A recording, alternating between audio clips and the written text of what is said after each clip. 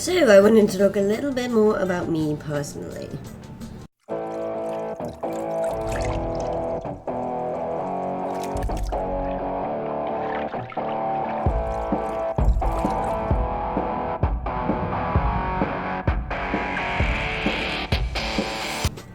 Hey guys, welcome back to the show, welcome back to the diary. So yes, it's a bit more in-depth and a bit more about me today. So, basically, I wanted to say things like, well, I don't necessarily want to say exactly where I live, but I live within England and I live in Cornwall. I'll say that. I really love Harry Potter, as you might be able to tell. I am a Gryffindor. I did the test twice, technically. Personally Gryffindor, but my subconscious is Slytherin. Slytherin, kinda, maybe? I don't know. Maybe not hybrid houses. I'm not keen on the idea of hybrid houses, mainly because while there is such a thing as a Hatsel, you kind of can't be in two houses at once. Yes, there are certain houses that fit people better, like, say, there are theories out there that Hermione Granger is better suited to Ravenclaw and was only put in the Gryffindor to fit the story better. Same with Ron. His personality suits Hufflepuff better and was only sorted into Gryffindor because that's where all the Weasleys are. But if you look later in the books, later in the films, all of his actions and everything in between really screams Gryffindor. Same with Hermione. Hermione shuts down the Ravenclaw idea in the first book, in the first film. Books, cleverness. There are more important things, like friendship and bravery. Such a Gryffindor! So, yeah, there is that. But, yeah, so other than that, I wouldn't say my favourite colour is red or gold. I'd say my favourite colour is purple. I never really liked pink. I did have a few pink things, but when I started going into the whole I'd rather be a boy, I don't really want to be a girl, I don't like this, guys look up my skirt, I don't like that, that's just no. It was all about the boys stuff, it was all about the boyish look, the boyish clothes, the boyish toys. It was never dolls or anything like that. But then growing up, it was like,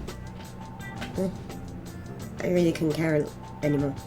I still don't necessarily enjoy being a girl. I don't like the makeup and the pretty frilly pink dresses. But I just don't mind being a girl anymore. It's like one of those, I don't necessarily want to go through the hassle of an operation to change between female and male, and I don't necessarily want to, it's not the whole, I definitely want to be a guy anymore, it's the whole, I just don't like the makeup and the frilly pink dresses and everything. I will happily wear a dress, I will happily wear a skirt if I'm required to for a specific reason. Like, say if because I used to do acting as a child and I used to absolutely love it.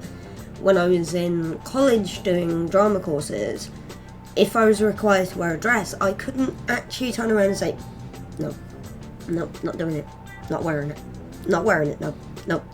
Because of the statement that the drama teacher had said a while back. There are times in which if you say to a director, I'm not doing that, they can actually turn around and say, alright, you're fired, I'll find someone else.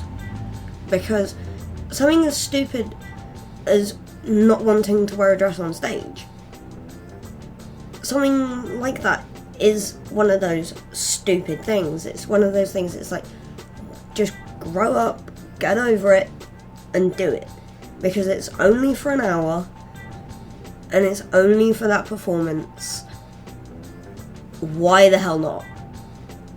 That was my thing. It was like, granted, I'd rather not look like a toilet brush. So, yeah, at least make sure I don't look like a toilet brush. But because it's only for an hour, or it's only for 5 minutes, or it's only for that one scene, or it's not going to be for very long, or it's just going to be one night of the life. Because at college we were doing so many different performances that it wasn't like I was doing the scene in that dress for 7 days or for 5 nights a week for 12 weeks of the year or something. It was like, it was only for one night for 5 to 10 minutes for that one scene. So it was like, you know what, screw it. It's only for one scene, why not? So if I'm required to, and I don't look too bad, or I don't feel too bad, then that's fine. But doing it then, it was like, I feel naked. I feel naked, it's weird. I only say feel naked because I'm so used to low cut sleeves, because it was always the boyish t-shirts, the boyish stuff. I will still wear boyish clothes. I do actually have some girlier clothes that I do tend to wear in the summer. I do have skinny jeans that I wear in the summer, and I do have tight fitting tops, because everyone was all like, it looks alright, it doesn't look too bad, but because of everything, we suggest wearing tighter fitting clothing, mainly because everyone's saying boy sort of thing. Granted, that was one thing that pissed me off. I say pissed me off. It's one thing that annoyed me. It was one of those, I want to look like a guy, I want to be a guy, but I hate it when people call me a guy. It was like, where's the logic in that? Where's the logic in that? That was probably what turned me on to the whole, I probably don't really care anymore, and I don't mind being a girl.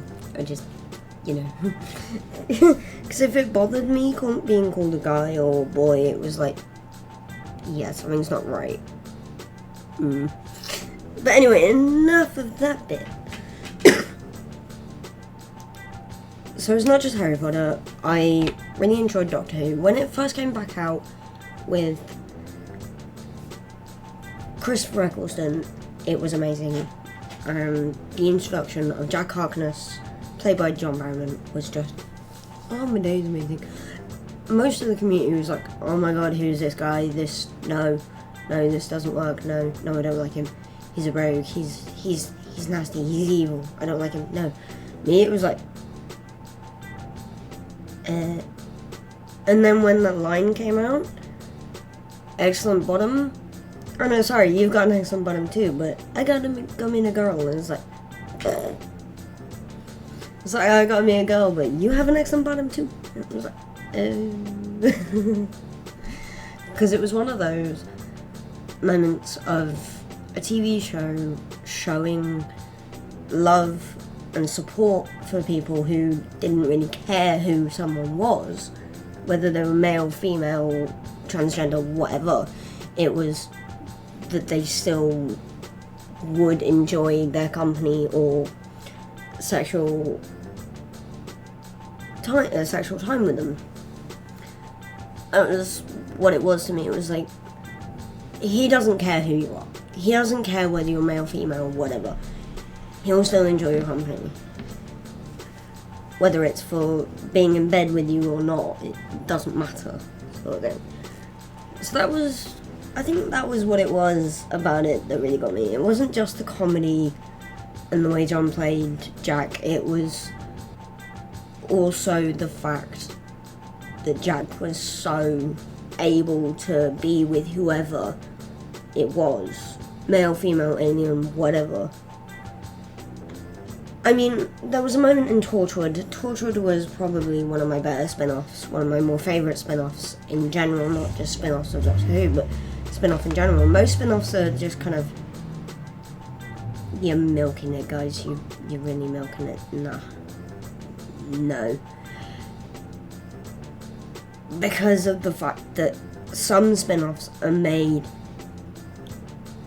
for the sake of making them, but Torchwood felt like a spin-off that was made not for the sake of making a spin-off, but made because the community were going, we love Jack, we love this sort of thing, we want to see more of Jack. So they made Torchwood, and there was the moment in Torchwood with John Hart, Captain John Hart, that was not only funny, but it was like, is that really how far they would go? Ouch. Because of the fact that he's in the car and he's like, that's nice. And it's like, that's poodle. And it's like, it's still nice. I mean, you really go after a dog? There's really no limit to who you'd go after. Another moment in Tortured, which was hilarious, was the moment in the camping scene when they're talking about Last Kiss, and Jack turns and says, are we counting non-human based life forms in this?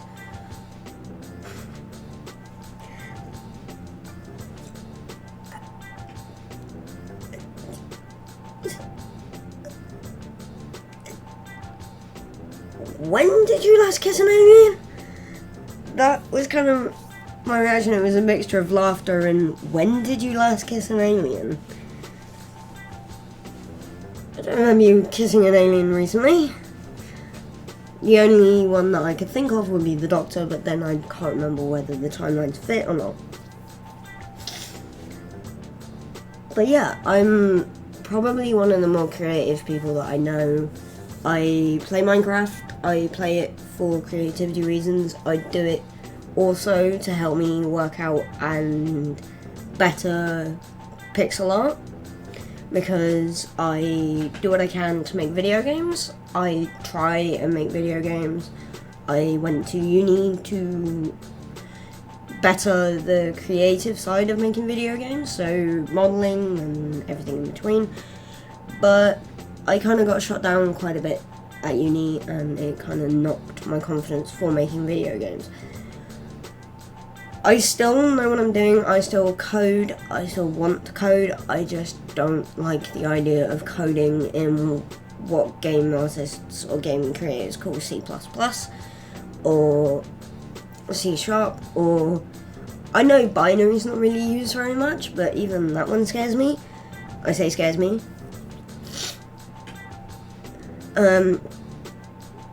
But there's also, I mean, Java's not too horrible, it's still awkward, but with Java, if you know how to run a flowchart, you can work Java out reasonably easily, because the way Java runs, the way Java reads its script is exactly in the same formation as it reads a flowchart. So if you've got this, if this is true, then this, if this is false, then this.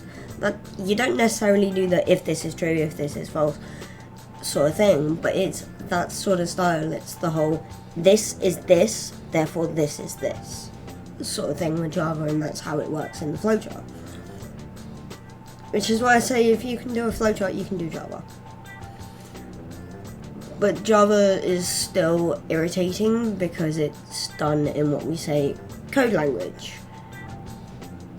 So it's not as simple as sprite is contact with object as it is in GameMaker or Construct 2. I mean, Construct 2 is a bit more game language, a bit more code language, but Construct 2 still has that basis and basicness of sprite touches object, sprite in contact with object, or sprite in contact with player. So that's what I'm used to. I'm used to sprite contact with player, or sprite is object, or object is in contact with sprite. Things like that. When it's put like that, it's so easy to be like, right, I want sprite to touch object, and when it touches object solid, sprite stops. Or if it's a collectible sprite, then sprite bounces and moves off. Easy. Easy. I know what I'm doing. But when it comes to things like Unity, Unity's got all these boxes and it looks more like a flowchart, and they're like, I know I should probably be doing it as a flowchart sort of thing, but I don't really see what connects to each other. This isn't quite working. No, I don't know what I'm doing. It's one of those sort of wet moments. I sort of know what it says. I can look at a Unity code and be like, oh, okay, yeah. But I don't believe that I can replicate it. I don't believe I can copy it. It's the same with JavaScript. If you press F12 on your PC, you can see all that Java stuff on the side of your screen. I can look at it and go, right, I see how that's set up now. Yeah, I see, yeah, okay, yeah, I see it. But I don't think and I don't believe that I can edit any of those things properly without screwing anything else up or creating a bug somewhere. Bug spotting as well. I can spot bugs quite well. I can spot where in the code the bug is. Unless it's in certain codes or unless it's related to something else. It confuses me. I'm just like, is there a bug there? Is that supposed to be like that? I see what it's saying, but is it actually doing that?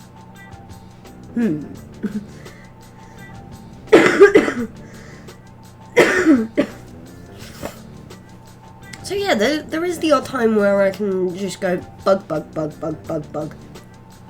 go, and just repair them straight away. And there are times where I'm like, I think there might be a bug, but I don't know. Which is why I prefer to use Construct 2, because if it's a hitbox bug, that's easy to fix. Because hitbox bugs is all about the actual box around the character. So if, say, you're doing Mario style, you've got the enemy here, and you come in from this angle, but you hit them here, and you die.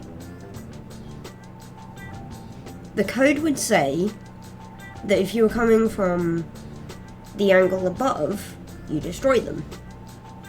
But because you hit this line of the box, you're coming at it from the side, so they destroy you.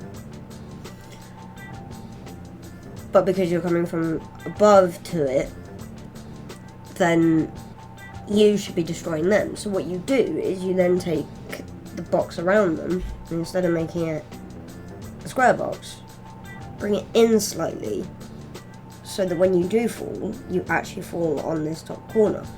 And you fall enough so that you land on the top of it rather than the side of it, making it so that it actually does what it's supposed to do. Because you're coming from above, you're supposed to destroy it, even if you do hit the side of it. Which is why it's better to tighten the hitbox around the character rather than putting a square box. That's why you'll see in most video games, even AAA video games, the smaller the character, the smaller the hitbox, so the more irritating it is to get a headshot. Because if it's a small head, then you've only got that small hitbox to get. That's why Wraith from Apex Legends, you've got Pathfinder from Apex Legends as well. He's got a small one, even though his shoulders are quite big. He's got a small one. There are some other ones from other games, but I can't put them into my head right now. The smaller the hitbox, the harder it is to actually get the shots in line or to get the results as a player you want.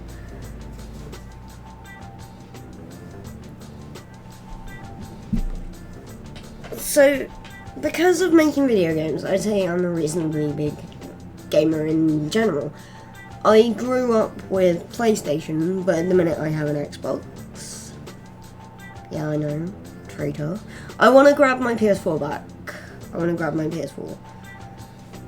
Because of Last of Us 2. That is one game that I'm really, really looking forward to coming out as soon as possible. I hope it's this year. Oh, I really hope it's this year. For anyone that's thinking it's going to be the same as the first one, no. If you think it's going to be the same as the first one, trust me and watch the trailers. I've actually done a video on the very most recent trailer of Last of Us 2, and it's kind of a review of the trailer and everything in between. So if you want to see what that looks like, find it in the channel below. It'll be somewhere along in the video diary playlist. So yeah, for those of you, so like I was saying, for those of you that think it's going to be the same thing, just watch the trailers, see what you think still. But I'm saying it's going to be completely different because it's not the same story with different player character, with a different different player character. It's actually more of a continuation of a story than it is either a brand new story or the same story but with a different player character. Because yes, in this one you play Ellie rather than playing Joel, but I think there is a moment where you get to play Joel, but I reckon that's not going to be for all that too long. I reckon it's going to be for either one section or two sections, and that will be about it. And I reckon that's going to be somewhere in the middle, if not at the beginning of the game. But the fact that there are now proper dogs in the game, and the bloaters are back. Clickers, obviously, you can't have a Last of Us game without clickers. The enemies seem more nasty than they were before, so they've upped the enemies by the look of this. Not to mention, the one thing I've absolutely always found hilarious about video games, especially in The Division, is when the enemies scream out the name of someone that you've just killed. It's like, oh my god, Tony, or something. And it's like, oh, was his name Tony? Well, at least his grave will have a name now. It's one of those moments, it's like, oh, well, thank you, at least his body's identified. It's one of those moments where you can have a laugh at the AI and just make fun of the fact that you've killed their friend. But it's also the fact that not only do each one of the AIs now have a proper name for them, they will also actually change how they behave due to that person dying. When they find that person, it looks like they'll hang around the area and patrol the area of their death. So if you hang around where you killed someone, you're likely to get screwed over. From what I can tell, from what I can theorize from what the devs have said about the AI system, now that's what I can theorize will happen, or is likely to happen because of it. So watch out. So I think that's kind of all I really can say at the minute. If you want to know more, let me know. If you want to leave some questions, some specific things you want to know, let me know down below. Leave them down below. Try not to go too in detail or too private. If it's too private, I won't answer it, but I will do what I can to answer any of the questions. I will probably leave them out of answering them in the comments, but I will do them in another video. So that's it for me today, guys. No question today, I'm afraid. It's just go ahead and leave me a question. So go ahead and leave me a question. We can start doing this on Fridays if you wanna. If you wanna say Question Friday, give this video a thumbs up for Question Fridays for a couple of weeks. See how it goes. Just leave me a question down below, and I will see you with some more questions hopefully next Friday. So that's it for me today, guys. I'll see you Monday. See ya. Put a little bit of shit, put a little bit of shit, put a little bit of shit, get a little bit of gasoline. Welcome to another crime scene. Get a little bit of gasoline. Welcome to another